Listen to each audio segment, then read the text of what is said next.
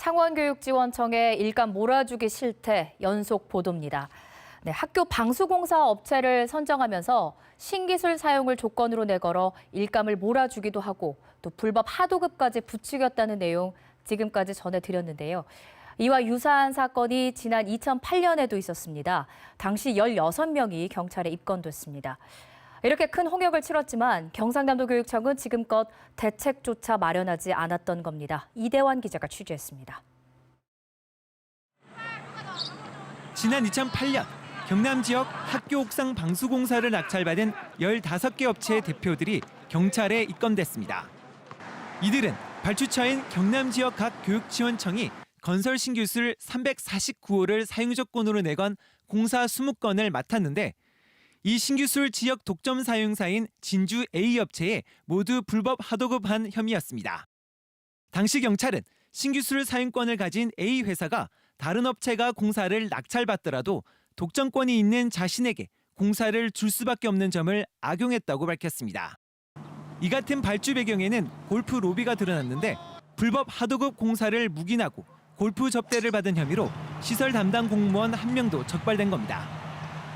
과거에도 유사한 사건으로 큰 홍역을 겪었던 경남교육청. 당시 교육청은 발주 과정에서 문제점을 인정하고 투명성 확보 등 제도 개선을 약속했지만 결과적으로 변한 건 없었습니다. 신규술을 적용한 공사를 발주한 뒤 공법의 장단점을 분석해 반드시 사후 보고하도록 한 국가기관의 홈페이지입니다. 신규술 적용의 오류나 남발 등을 막기 위한 정부 방침을 따른 겁니다. 하지만 경남교육청 산하 지원청들은 지난 5년 동안 학교 공사에 150여 건의 신규술을 사용하고도 단 한 번도 사후평가를 하지 않았습니다. 공사 금액으로 따지면 약 150억 원. 막대한 세금을 쓰면서도 법적 절차조차 밟지 않은 겁니다. 결과를 바탕으로 해서 우리도 이 기술을 한번 적용해보자 이렇게 판단할 수 있는 거거든요. 근데 이제 그와 같은 사례를 제대로 축적하지 못했다라고 하면 애초에 그 신기술 적용이 정당성이 있는가라고 하는 의심을 부를 수밖에 없을 것 같습니다. 10년 전 적발된 사건처럼 신기술을 악용한 특혜나 비리가 재현될 수 있는 여지를 두고 있는 겁니다. 신기술의 특성상 독점이라는 기준이 있기 때문에 부르는 게 값인 부분이 돼버리는 거죠. 상당한 부분의 마진 폭이 있거든요. 그 마진으로 이제 영업비를 사용하는 것이죠. 반면 서울시는 지난 2008년부터 외부 전문가 등 50명으로 구성된 건설 신기술 활용 심의회를 구성해 공사 전후 교차 검증을 하고 있습니다.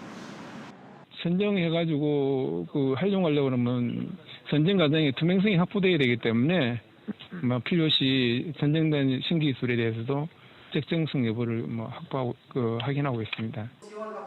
이번 국정감사에서 굳이 필요하지 않는 신기술을 채택해 특정 업체의 특혜와 불법 하도급을 야기했다는 질타를 받은 박종훈 경남교육감은 시스템을 보완하겠다고 밝혔습니다. KBS 뉴스 이대환입니다.